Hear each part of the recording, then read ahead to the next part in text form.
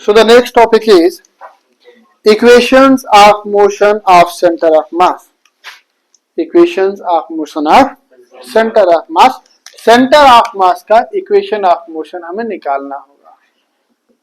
हाँ, या motion of centre of मास कुछ भी ऐसा इक्वेशन नहीं निकालेंगे, इक्वेशन तो वही रहेंगे v is equal to u plus c t and v1 equal to u1 plus a1 t u2 is equal to वो होगा हमारे पास equation of motion.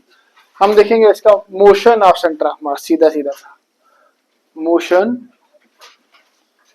Of centre of mass. Motion of centre of mass हम देखते हैं कि motion of centre of mass कैसा है। ठीक है, देखिए भैया, हमने पढ़ा कि centre of mass R C O M किसके बराबर है भैया, m1 r1 vector plus m2 r2 vector plus so on up to mn rn vector divided by m1 plus m2 so on up to mn। यही होगा, है ना, यही होगा। अब भाई अगर हमें वेलोसिटी निकालनी है, मान के चलो कि ये फ्रेम ऑफ रेफरेंस है, मैं खाली एक पार्टिकल की बात करता हूं और आपका जो बेसिक नॉलेज है वो चेक करते हैं। ये मेरे पास कोई एक पार्टिकल है जिसका मास m है और इसका पोजीशन वेक्टर जो है r वेक्टर है from the origin of the frame of reference.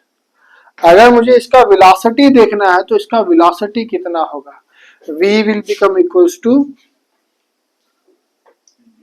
velocity, define velocity।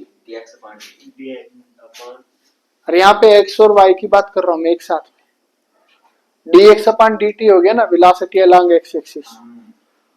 अगर पूरा r के रेस्पेक्ट में बात करेंगे तो it will be dr by dt, है ना, dr बटे में dt। तो सर अगर हमें वेलोसिटी निकालना हो RCOM का, अब कोई एक सिस्टम है, ये कोई एक सिस्टम है और इसका सेंटर ऑफ मास यहाँ पे लाई करता है, जब भी कि इसके अंदर बहुत सारे पार्टिकल्स हैं और इन सब पार्टिकल्स का अलग अलग सेंटर से जो बनना है, क्या बनना है, पोजीशन वेक्टर्स बनने हैं। पार्टिकल फर्स्ट का यहाँ से पोजीशन वेक्टर होगा, पार्टिकल सेकंड का यहाँ से, थर्ड का यहाँ से, फोर्थ का यहाँ से, फिफ्थ का यहाँ से, so on up to eight, so on up to. तो अगर इन पार्टिकल्स के सेंटर ऑफ मास का अगर मुझे मोशन निकालना हो, वेलोसिटी के बारे में बात करना हो, तो मुझे क्या करना होगा, रेडियस ऑफ सेंटर ऑफ मास जो हमारे पास है उसको डेरिवेट करना होगा, किसके रेस्पेक्ट में, टाइम के रेस्पेक्ट में, वही होगा वेलोसिटी। तो चलिए भाई, अगर मैं इसको टाइम के रेस्पेक्ट में डेरिवेट करता हूं, therefore VCOM will become is equals to कितना हो जाएगा, d by dt of RCOM vector equals to. अब डेरिवेशन किसका हो रहा है, मास का हो रहा है क्या, मास का तो होगा ही, मास कांस्टेंट है और कांस्टेंट टर्म का डेरिवेशन नहीं होता है ना, पढ़ा है ना आप लोगों ने, ठीक है। तो अगर फिर डेरिवेशन किसका होगा, d by dt of r1 vector plus m2 d by dt of r2 vector plus so on up to mn d by dt of rn vector divided by m1 plus m2 plus so on up to mn। तो भाई VCOM कितना हो जाएगा बच्चे, velocity of centre of mass m1 v1, है ना, what is this, dr1 बटे में dt, that is velocity of the first particle, velocity of the first particle plus m2 v2 vector plus so on up to mn vn vector divided by m1 plus m2 plus so on up to mn. This will be the velocity. This will be the velocity of center of mass. Velocity of center of mass. What will be the acceleration? If I talk about acceleration, then acceleration will become equals to rate of change of velocity with respect to time. This is the definition of acceleration. So acceleration of center of mass ACOM will become is equals to d by dt of m1 v1 vector plus d by dt of m2 v2 vector plus so on mn d by dt of vn vector divided by m1 plus m2 plus so on up to यार सुजल तुमने इसमें ink डाला कि नहीं डाला है भाई? अरे दोबारा से डाल दो, 2-4 ड्रॉप और डाल दो, ठीक है भैया। तो ये कितना हो जाएगा बच्चे, ACOM कितना हो जाएगा, M1A1 plus M2A2 plus so on up to MnAn divided by M1 plus M2 plus so on up to Mn। तो टॉक अबाउट दिस, अगर मैं इसके बारे में बात करूं, व्हाट इज दिस, ये नीचे वाला जो टर्म बनना डिनोमिनेटर में इसके, ये क्या है हमारे पास, that is total mass of the system, that is total mass of the system which is represented by m,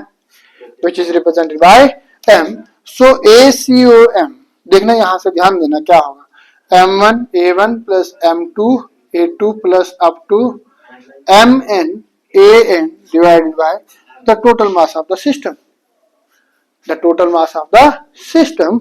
और अगर मैं इसको यहां पे करना चाहूं, मैं आगे करना चाहें इसको, तो ये कितना होगा, m को इस साइड शिफ्ट करूंगा तो कितना हो जाएगा, mass into total mass of the system into acceleration, M1A1 plus M2A2 plus so on up to, what is this, what is this, mass into acceleration, yes exactly it is force, this is F external, what is this, F1 है ना, force on first particle, नहीं external ही है, force on second particle, force on nth particle, so this is F1 plus F2 plus so on up to Fn। ये चीज, ये equation बहुत बहुत बहुत ज्यादा मैटर करती है भाई, ये इक्वेशन देख लो, ये इक्वेशन, कितनी इक्वेशन आई हमारे पास, 2-4 इक्वेशन आई, एक ये आई एक्सेलरेशन की, ठीक है, एक ही आई फोर्स की, एक ही आई हमारे पास किसकी, वेलोसिटी की, ध्यान से देखना, और एक वो हमारे पास ऊपर है, कौन सी भैया, RCOM। क्योंकि किसी भी चीज के बारे में अगर आपको स्टडी करना है तो उसका सबसे पहले क्या चाहिए हमारे पास, पोजीशन वेक्टर चाहिए। 3-4 इक्वेशन आई हमारे पास, लेकिन सबसे इंपॉर्टेंट ये इक्वेशन है। ये इक्वेशन क्या कहता है, और दिस इक्वेशन स्टेट्स दैट, कहता है भाई अगर मैं एक्सटर्नल फोर्स कहां पे लगा रहा हूं, COM, कहां पे लगा रहा हूं भाई, इस पॉइंट पर अगर मैं फोर्स लगाता हूं, किस पॉइंट पे, सेंटर ऑफ मास पे फोर्स लगाता हूं, तो ये फोर्स पूरी बॉडी में डिस्ट्रीब्यूट होता है, हर एक पार्टिकल के ऊपर डिस्ट्रीब्यूट होता है।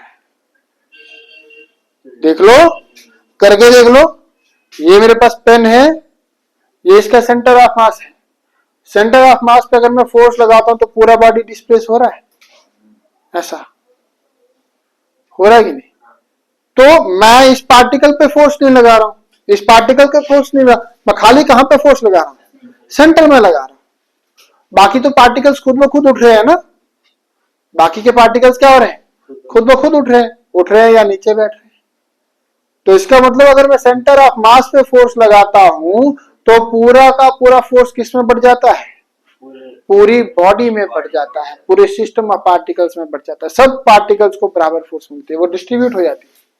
ये इक्वेशन का मतलब वही है, F1 force on first particle, force on second particle, so on up to Fn force on nth particle will become is equals to F external force when F external acts on center of mass। अगर centre of मास जितना force मैंने इसको यहां से उठाने के लिए लगाया, अब उतने फोर्स में यहां पे लगाता हूं, देखना यहां पे लगाता हूं, इस पॉइंट पे अगर फोर्स लगा रहा हूं तो पूरा बॉडी उठ रहा है क्या, नहीं, एक साइड से ही उठ रहा है, क्योंकि वो फोर्स कहां पे लग रहा है, सेंटर ऑफ मास से दूर लग रहा है, सेंटर ऑफ मास से दूर लग रहा है। जब सेंटर ऑफ मास से फोर्स दूर लगेगा तो बॉडी एक साइड से ही उठेगा। अगर सेंटर ऑफ मास पे लगे, बॉडी चाहे शेप जैसा भी हो, पूरा का पूरा बॉडी एक साथ उठेगा, पूरा का पूरा बॉडी जब उसके नीचे जाता है ना, कौन, मैकेनिक जब गाड़ी के नीचे जाता है ना, तो कई बार क्या करता है मैकेनिक, एक ही पिलर के ऊपर उसको उठा देता है, एक ही जैक के ऊपर उठा देता है, और वो जैक कहां पे लगाता है भाई, उसके बिल्कुल सेंटर ऑफ मास पे लगाता है। किसके सेंटर ऑफ मास पे, गाड़ी के सेंटर ऑफ मास पे। तो सेंटर ऑफ मास से अगर आप जैक लगाते हो तो पूरा गाड़ी एक साथ उठ सकता है, ये डिपेंड नहीं करता कि मास किस तरफ ज्यादा है। और जिस तरफ मास ज्यादा होगा उसी तरफ हमारे पास सेंटर ऑफ मास शिफ्ट करेगा। ध्यान रखना ये चीज। एक शीशा मेरे पास है, मान के चलो शीशा मेरे पास, शीशा पता क्या आता है? शीशा पता क्या आता है? ठीक है, इस तरफ सूजल बैठा हुआ है और इस तरफ अंतरिक्ष बैठा हुआ है। ठीक है, अब अंतरिक्ष का मास कितना है? अरे ये तो फिर गड़बड़ हो गया ना, ये बैलेंस ही है। ठीक है, इसको टेढ़ा, सूजल तो भारी है, ऐसा अंतरिक्ष चला गया आसमान में और सूजल यहाँ पे, अबे उतार मेरे को है नीचे। ठीक है, ऐसा क्यों? क्योंकि ये जो हमारे पास फैल्कन लगा हुआ है ना, ये भी फैल्कन, ये जो लगा हुआ है ना, ये कहाँ पे लगा हुआ है? सेंटर ऑफ मास से दूर लगा हुआ है। क्योंकि भारी कौन है? भारी कौन है? सूजल है, और अंतरिक्ष हल्का है। अंतरिक्ष तो सेंटर ऑफ मास किसकी तरफ होगा? सूजल की तरफ होगा। किसकी तरफ होगा? सूजल की तरफ होगा। तो भाई इसको नीचे लाने के लिए सूजल को क्या करना पड़ेगा? इस सपोर्ट की तरफ खिसकना पड़ेगा। और सूजल मान के चलो जब यहां पे आएगा तब हमारे पास क्या होगा? तब अंतरिक्ष नीचे आएगा। ठीक है, खेला है ना ये चीज, तो खेला है आपने। तब अंतरिक्ष नीचे आएगा। और अंतरिक्ष नीचे क्यों आएगा? क्योंकि सूजल आगे आया तो ये तो फिक्स है यहां पर, ये जो सपोर्ट है ये तो क्या है? फिक्स है, फैल्कन ये फिक्स है। अब ये फिक्स है तो सूजल आ गया, तो मतलब ये जो जहां से ये उठ रहा है, रोटेट हो रहा है, वो चीज किसकी तरफ आ गई? सूजल की तरफ आ गई। तो सेंटर ऑफ, डेफिनेटली बात है कि ये सेंटर ऑफ मास की तरफ शिफ्ट हो रहा है और ये क्या करेगा? नीचे बैठ जाएगा। और एक टाइम ऐसा आएगा कि दोनों बैलेंस हो जाएंगे। ठीक है, दैट इज सेंटर ऑफ मास। इसका बहुत ज्यादा इंपॉर्टेंस है। ये हमारे पास लीवर का भी हमारे पास यही से चलता है। Lever, mechanical property, mechanical advantage, इसके बारे में भी हम बात करेंगे किसी दिन। ठीक है, सेंटर ऑफ मास देखना हो तो एक रॉड हम पकड़ सकते हैं और रॉड के दोनों तरफ अगर दो बैग लटका दें तो सेंटर से उठा सकते हैं उसको। लेकिन एक तरफ से भारी है, दूसरी तरफ से, अरे वो वेट नहीं है, वेट होता है ना, वो क्या बोलते हैं, वेटिंग मशीन।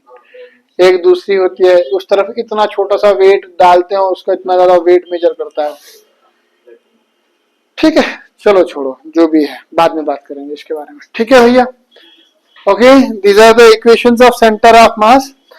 एक और क्वेश्चन करें छोटा सा, कि थक गए? थक गए? चलो फिर बड़ा बंद करें।